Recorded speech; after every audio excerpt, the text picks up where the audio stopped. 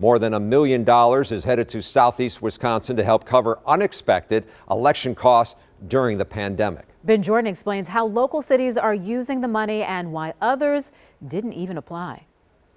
This federal money is given to cities and towns that applied for it. Municipalities will get more than $1 for each of their registered voters, but some towns won't get a dime because they missed the deadline.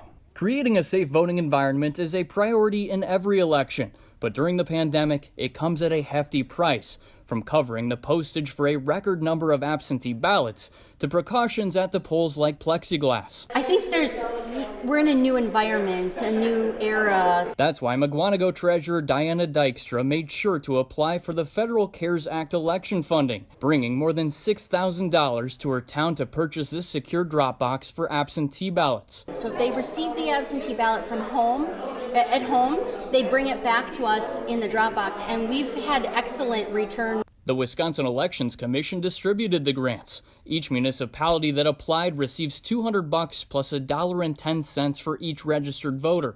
That's why Milwaukee got more than $320,000, which will all go toward absentee postage costs. We've already got 112,306 voters, 66 voters in the bank, if you will. The city of Franklin is using its $24,000 grant for a variety of things, including extra personnel at the polls. Each year, the budget's approved in November of the prior year with the expectation of how many elections are going to be run, et cetera. So when all these extra costs come in, that's basically an extra burden on the taxpayer. Several municipalities in southeastern Wisconsin won't get this grant money simply because they didn't apply.